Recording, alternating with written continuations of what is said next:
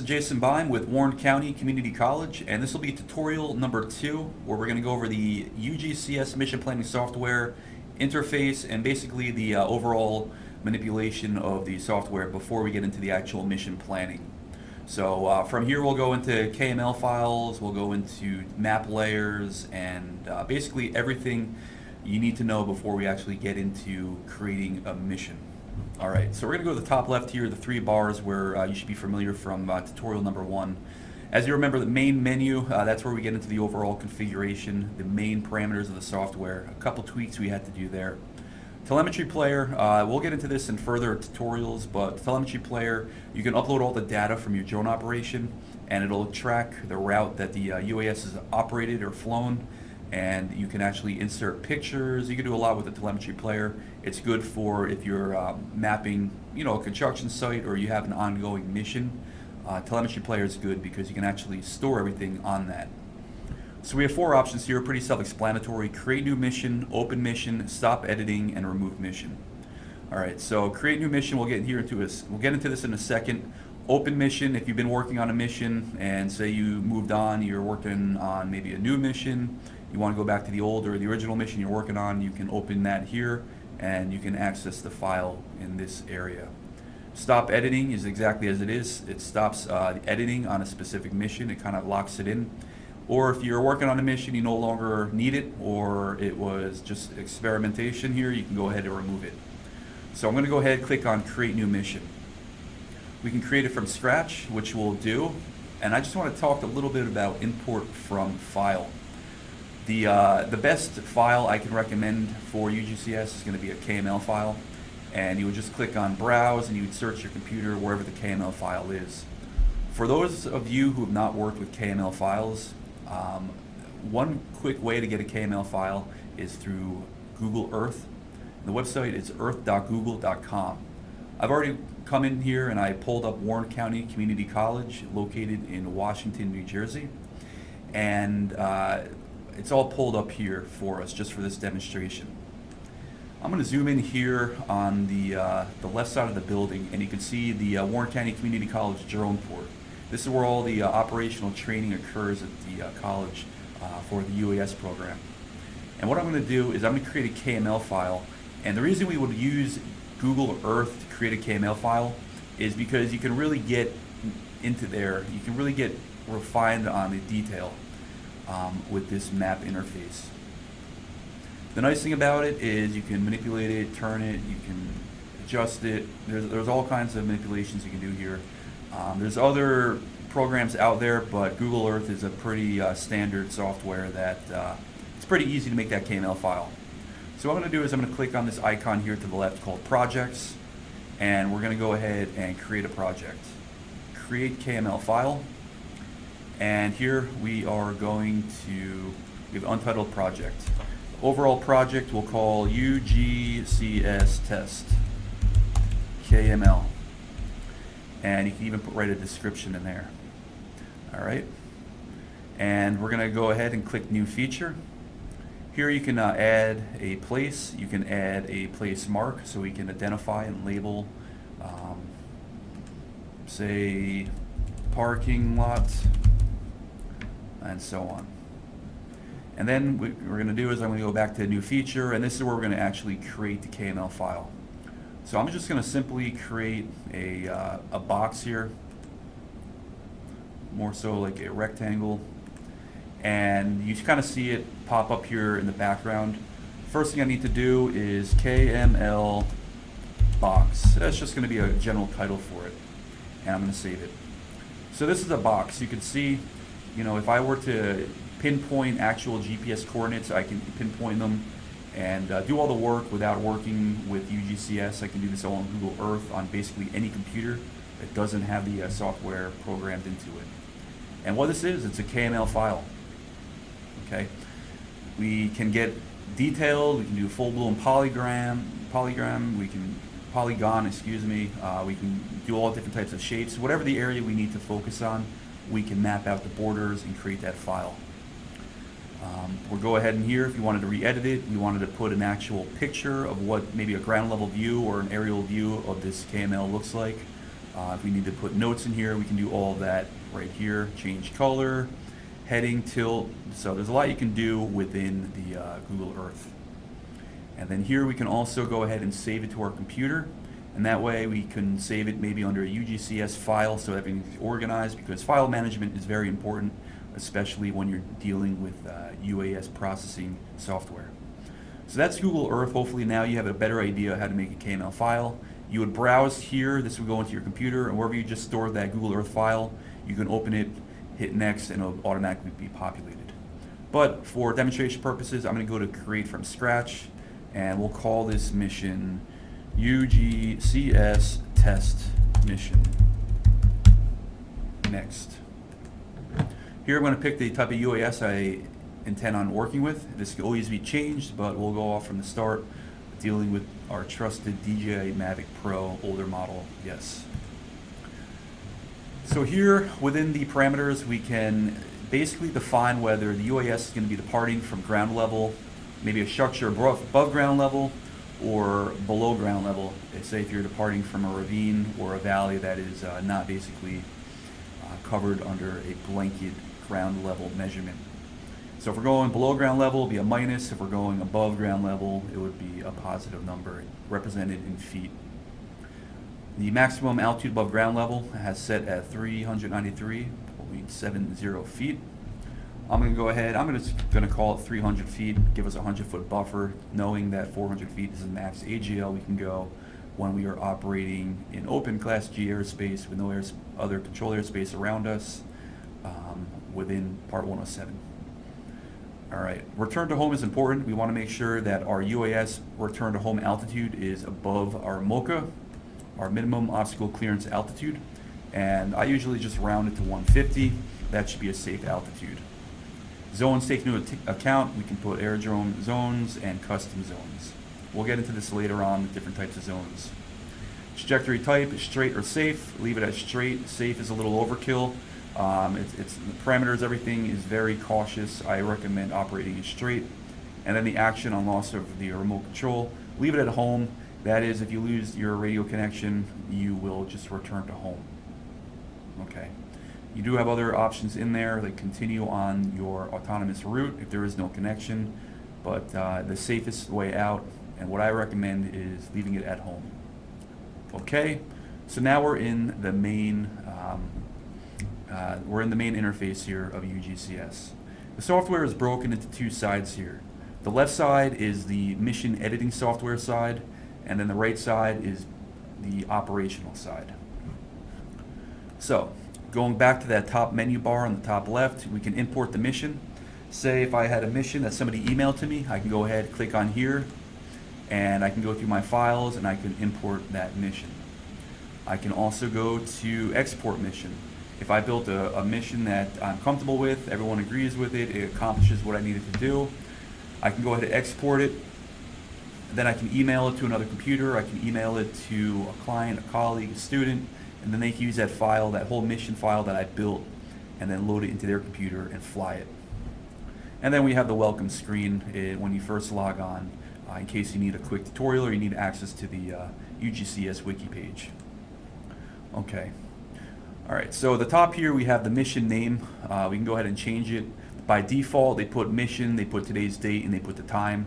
And they do this so missions can never get confused. If you wanted to change the name, test 123 is the name of your mission, that's fine if you want that to be your unique name.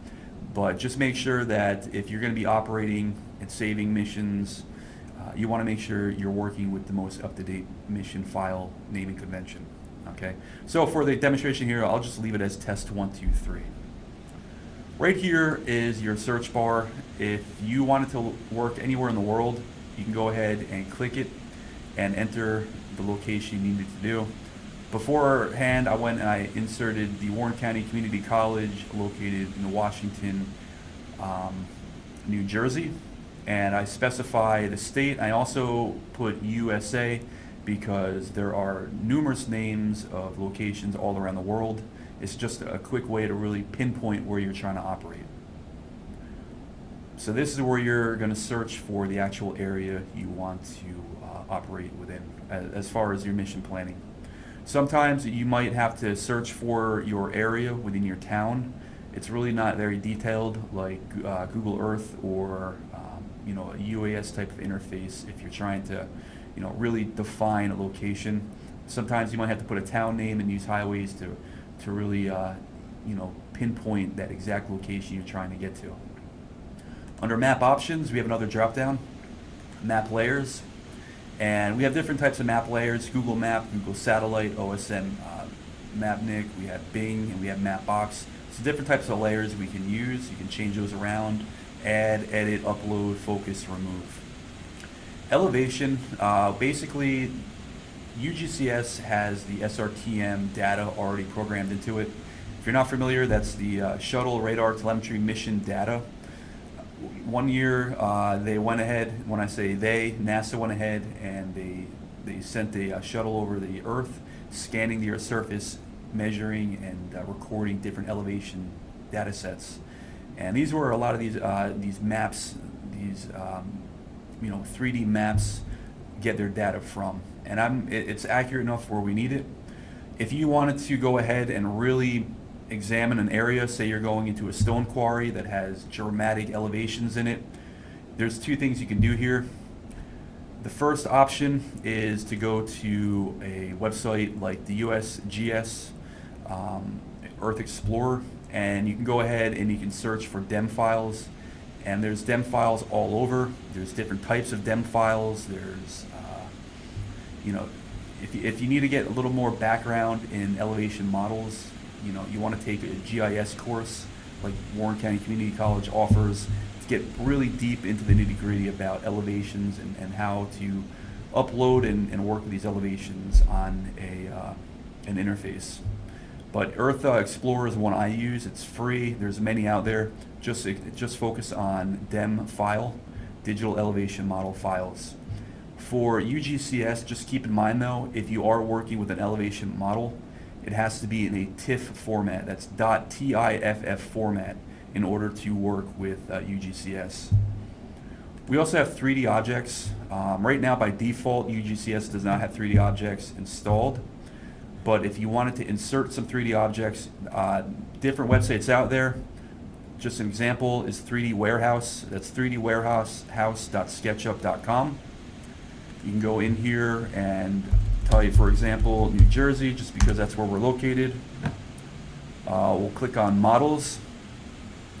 We can click on collections. There's all different types here. Again, this is just for New Jersey. Let me go ahead and click on the New Jersey Institute of Technology. So these are different models that have already been built. If you wanted to use a program like Pix4D and make your own model and then upload it into UgCS, you can do that. But if you wanted to go ahead and use a pre-made model just to play around with, maybe test out the facade scanning features, which we'll get into, this is where you can find 3D models to upload into the software. All right, so we'll return back to UgCS, and you're going to go ahead, you'll click on upload, you'll add it, you'll see a model in here, click on this move button here, and you'll get it into enabled. And then what you do is you go back up to the search bar, wherever the model is located, whatever the geographical position it is in the US or the world, you click on here, you can find that town, that location, and you'll see your model meshed into the geographical coordinates if the model is accurately constructed. We have 2D objects. Say you had a zone, maybe an airspace you wanted to put on here and display. Go ahead, save it on your computer, upload it, move it over, and then you're good to go from there. Place marks, if you wanted to add place marks, or if you had a no-fly zone, maybe a zone that a TFR data that popped up, or if you wanted to make a no-fly zone, blanket, and then save it to your computer and upload it in different types of missions, just because you're operating around the same area, you can do so here. So this is the overall maps layer button. We show map image centers. We're not going to really get into that. It's for the precision placement of features on the map. All right. we'll get into the offline map. A nice feature of the UgCS is if you're going to be working in the field, you don't have a solid internet connection, you've already built your mission, you just need to fly it, or you just need to have that situational awareness of the area where you're flying, you can save the map on your computer, and you can access it on the offline mode under offline map. Viewpoint 1, viewpoint 2, viewpoint 3. So what you do here is viewpoint 1, you can go ahead and save this viewpoint. There's a perspective that gives you good, a good idea or a good understanding of the area you're operating in. You can kind of see the terrain sloping upward in this mountain. If you needed that perspective, you can go ahead and save that viewpoint, or if you wanted to move on this side and focus on the Warren County Community College drone port, go ahead, save that viewpoint too. And for quick access, just click on it here. You'll go to that one angled offset where you can see the elevation, or you can click on viewpoint 2 and see the drone port. If you click on the keyboard, we have different types of configurations for the keyboard. I would just leave it stock, leave it standard for the main. If you have a payload that you want to manipulate, click on that here, and this you can change the configuration of your keyboard to manipulate payload number 1. If you have a secondary payload, a second sensor on your UAS, you can click on payload 2 and have different inputs for your keyboard manipulations. Or if you wanted to fly your UAS using the keyboard under joystick mode, you can do that here, and you can change your yaw and your bank and so on. I recommend leaving it stock though.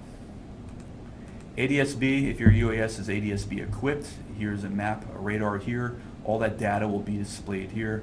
You can go ahead and zoom in, zoom out. You can do a standard view, you can do extended view. So all that data from your UAS will be relayed to the software. Just keep in mind that your UAS has to be connected to the software in order for all that data to translate. Right here is the activation, UgCS activation. It tells you your current version, and it tells you that you are activated, how many days you have left on your subscription. And I mentioned this in tutorial number 1. The reason you would deactivate this is if you wanted to work on another computer with the software and you only have a certain number of licenses, you can deactivate it and then reactivate and then activate your software on another computer, and back and vice versa. All right, we have on AC power. This is the actual laptop is on AC power. It will tell you the time, a quick rundown here, and this is going to be local time to date. And then we have the flight mode versus edit mode. So right now, this is flight mode. We have a telemetry box that pops up here. When we get into the tutorial about actually flying an operation, once we have the UAS connected, we'll fly, it will be in the flight mode. But for the time being, we're going to be in edit mode. Okay, so this is really the top bar here. These are all the different types of inputs and drop-down menus you work with. And next up, we'll go over the bar for the flight editing or the mission planning aspect.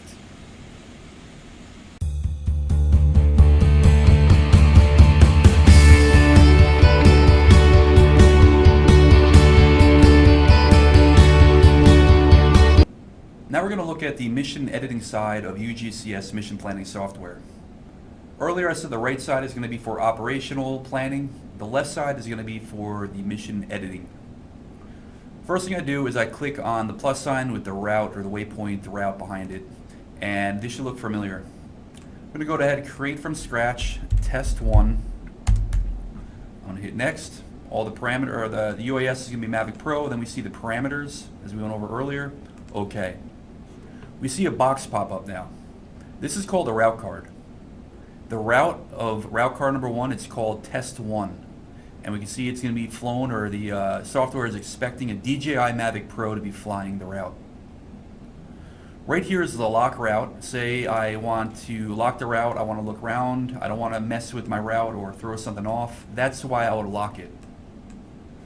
Okay, I'm going to go ahead and unlock it so I can continue to edit it. We have an eyeball here. This is going to hide or display the route. And then right here with the gears, we have a drop down, and that's called parameters. Before we get into parameters, I just want to show you what it looks like when we put some type of route segment on the map. So I'm going to go ahead, I'm going to click on the circle, different names for it, turn around a point, orbit, circle. I'm going to put that circle right here in the middle of the Warren County Community College drone port. So this is what it looks like when you have an actual route on the map. It kind of looks like a water tower in some sense. But what you're really focusing on is the circle at the top of it. Each one of these lines is a waypoint that the UAS is going to fly to. And it's going to make a nice orbit around there. And you can actually manipulate the UAS to focus in, focus out, points of interest. But we're going to get into this in detail as we go through each phase of the different tools there is within the software. Another thing I want you to notice here is as you move your mouse over here, you see waypoint number 1. You know, the waypoints change. It tells you different information on the map as you go through this example. ASM altitude, AGL altitude, all this can be configured, but just be familiar with the most basic format here of what it displays and what it looks like on the software. So we have our turnaround of point, and that is going to be reflected within route card number 1. Under route card number 1, another option I have is to continue on not one continuous route. I'm going to go ahead, I'm going to double click waypoint here, and that plants the waypoint right as that red line dictates. I'm going to put another waypoint here just to pull it away from the turnaround of point to give you a little more situational awareness of what it looks like and what I'm building here. Next, I'm going to go ahead, I'm going to click on area scan. I'm going to set up a perimeter. I'm going to close it, drag it out, and right now it's erroring. And I know it's erroring because this red message came up. Route has not been processed. Segment number 4, which this is this segment within the route card number 1. And another thing I want to flag you to is you see this exclamation point. That's telling you there's an error in the planning here. The value of the perimeter side distance is not defined. So what this means is, again, we're going to go through each different tool, and we're going to go through all the configurations of the route. But what that means here is the side distance hasn't been configured. I'm going to go ahead and I'll put 50 here, 50 feet. I'm going to click off of it. It's thinking, it's loading, and now it gives a green check mark and the route generated. So waypoint number 1 is over here. You go through the full circle. You go to waypoint number 20. You go to waypoint number 21. And then from waypoint 21, it jumps into this aspect of your single route. Now you're going to be doing the area scan. So we have a lot of stuff here on the screen. And I'm going to move this screen. Say we want to do all this in one location. All right, see this yellow dot here? That means it's processing, it's thinking. Green check mark means it accepts it. So we have a lot of stuff going on right here, right? A lot to look at. So what you might want to do is go ahead, click on add new route. I'm going to name it test 2. Click next. It's going to be flown with a Mavic Pro, and all these parameters are the same. So now I have test 2. That's another route card. So now we have test 1, test 2. Let me go back to test number 1 route. I'm going to click on the area scan. I'm going to delete it. I'm going to delete this waypoint. I'm going to delete this waypoint. So what I can do with route card number 2, hide test 1, go back to my area scan, draw it out, close it, expand it where I need it.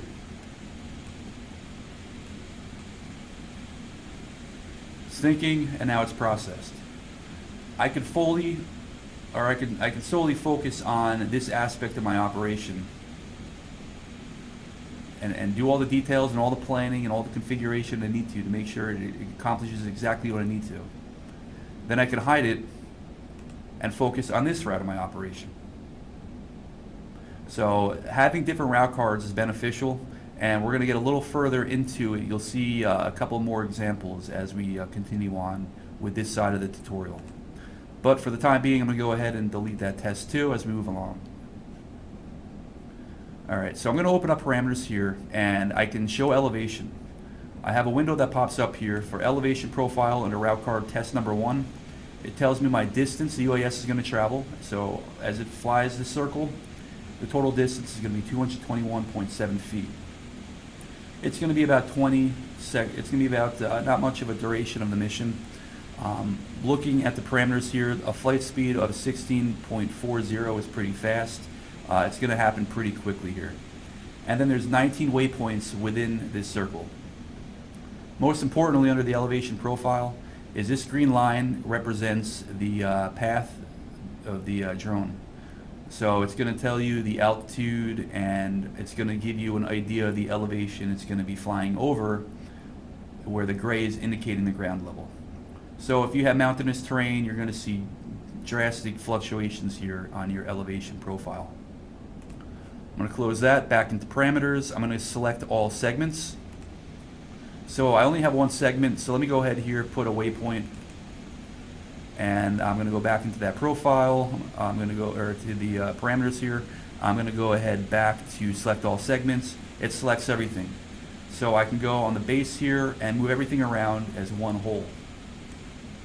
Another thing I can do is I can go ahead and I can rotate the entire operation need be. That's how that works. I can go ahead and invert segments. So you have waypoint number 1, where that green ball is on top of the circle. That's waypoint number 1. And you move through waypoint number 2, 3, 4, keeps counting upwards until you get to waypoint number, I believe it's 20 is right here. So I would click on invert segments, and now it reverses the entire operation. This becomes waypoint number 1, waypoint number 2, and so on.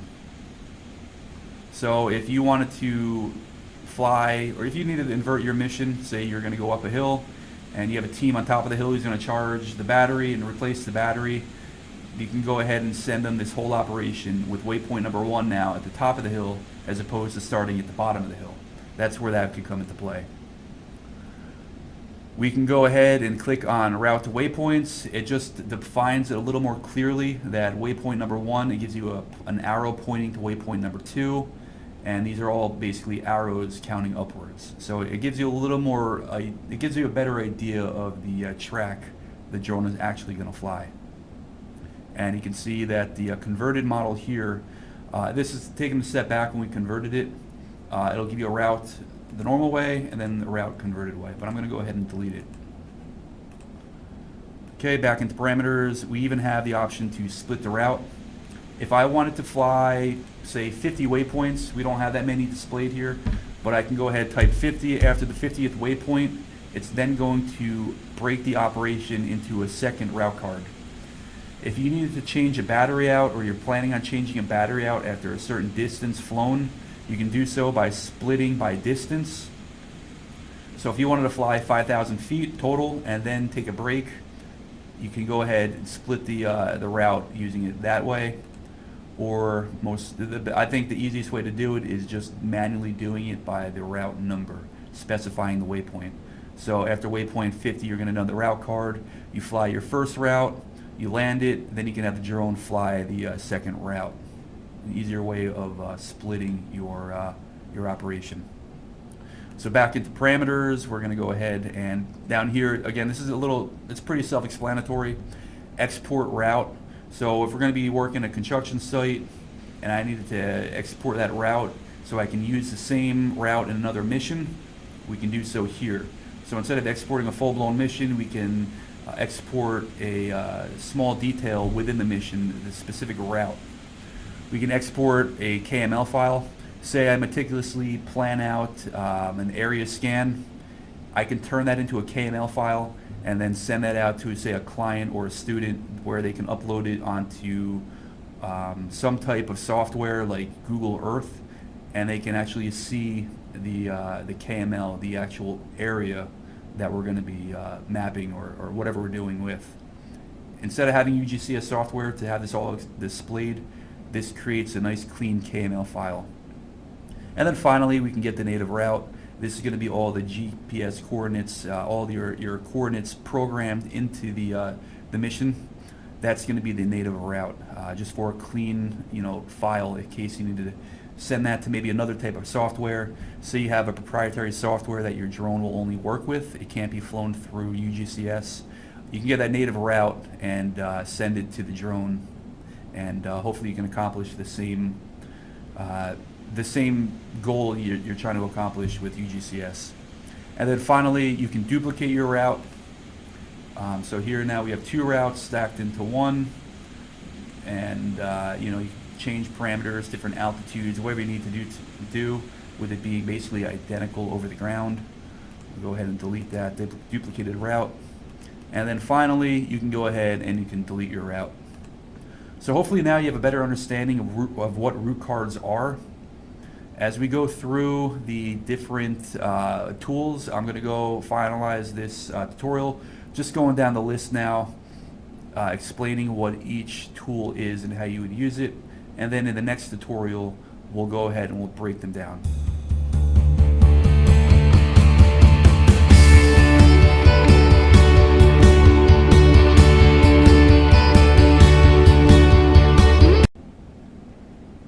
The left-hand toolbar contains all of the features that you need for planning a mission. So when you're going through the editing phases of your mission planning, you're going to have all different types of resources here on the left side. There's not too much to go over in this portion of the tutorial because you literally just hover your mouse over each icon and it'll tell you essentially what it is, but we will touch base on it before the end of this section. The one thing I want to do is show you, I just want to give you an example of a route. And again, we're going to get deeper into this, but I'm going to go ahead, I'm going to put that good old circle back up there. And let's see here. The height of the circle center is 0.23 feet above ground, and that's why it's erroring here. So I'm going to go ahead, and it's a good example because you're going to run into this too. Once you see an error here, you can see the asterisk. Once again, you're going to need to fix something. Something isn't processing correctly. So let's put the height of this circle, this orbit, at 200 feet. Press enter. We can see it on the map go up, and it's now registered. Anytime you make a segment or a route using one of these tools, you're always going to want to insert a waypoint to separate it. So we have the circle to turn around a point. I'm going to put a waypoint here. Then I'm going to get into an area scan.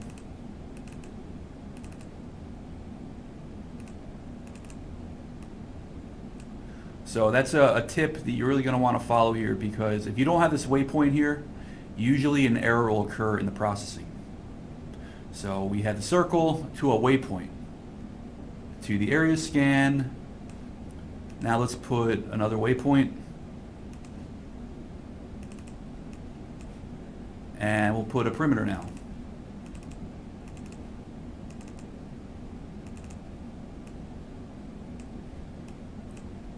Okay, it's processing, now it has registered. So that's the tip to take away.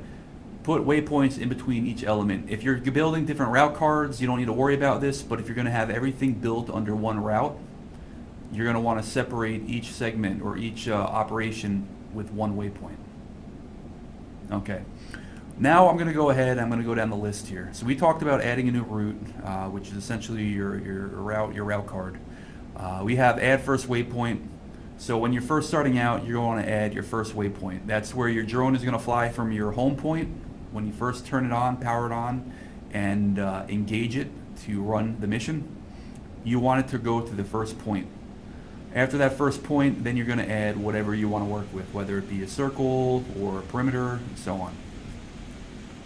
We also have takeoff. So if you are going to have a home point somewhere and you want the UAS to take off from another point, so you don't want your home point to register as your takeoff point for whatever reason, you can define your takeoff. We talked about waypoints. We have a photogrammetry tool. This is going to be used for photogrammetry. If you need the scientific precision built into your map, your orthomosaic, you're going to be working with the photogrammetry tool. Area scan, this is kind of like a mapping of an area, but it's not as much detail as the photogrammetry tool.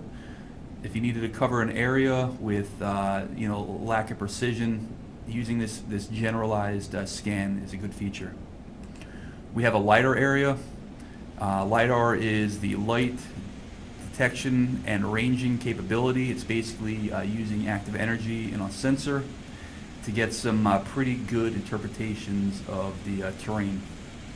LiDAR, if you're not familiar, we'll get a little further into this in another tutorial, but LiDAR is an advanced sensor feature, and what UgCS has done is they built a pretty advanced mapping capability for LiDAR operations.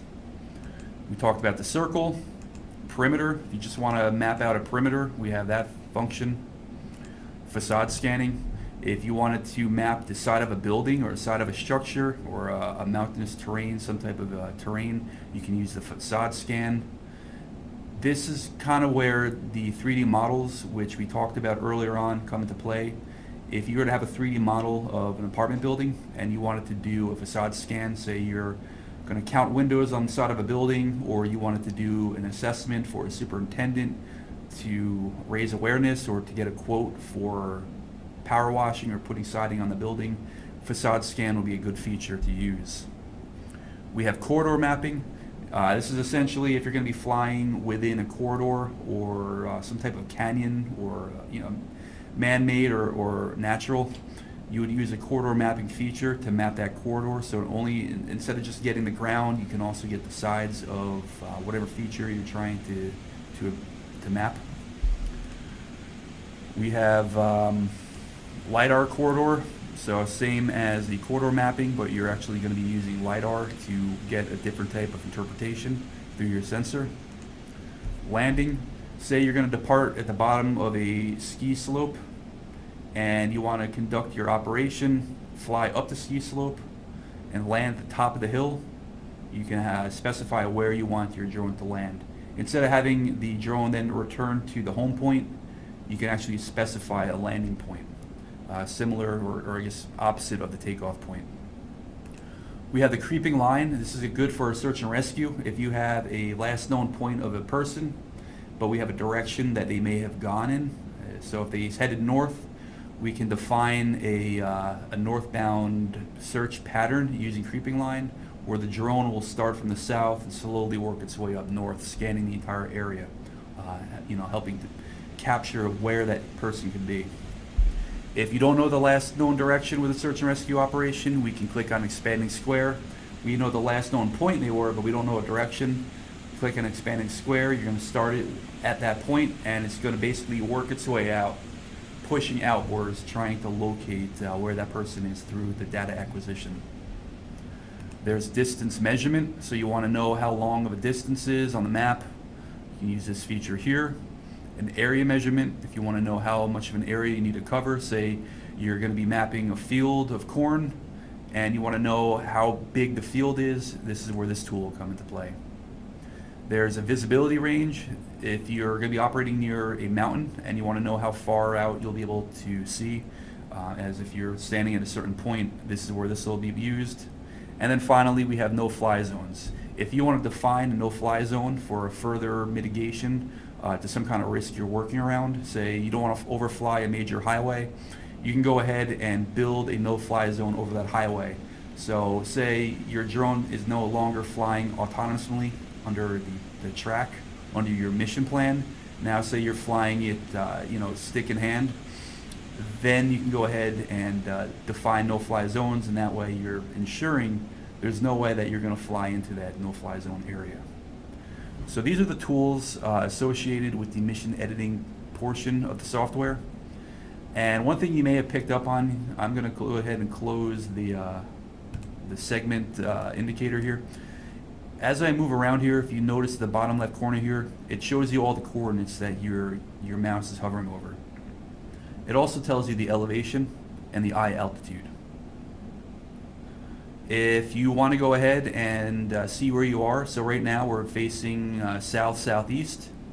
You can look over here at this compass rose and you can actually manipulate it to turn your operations area around.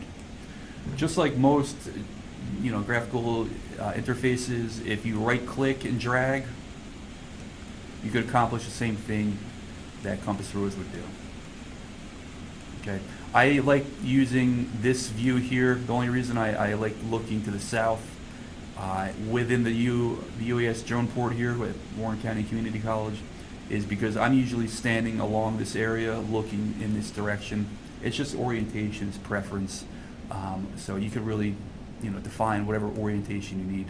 And again, don't forget, if you went ahead and went into your map options, you can click on your vantage points or your viewpoints and quickly get to whatever vantage point you need, just for a quicker reference instead of scrolling and zooming and right-clicking and left-clicking and so on. So that's all we got for today. In the next tutorial, we're going to actually get deeper into each segment or each tool in the mission planning phase. And we're going to go ahead and show you what you can do, how you can manipulate it, and some advanced features. Thank you.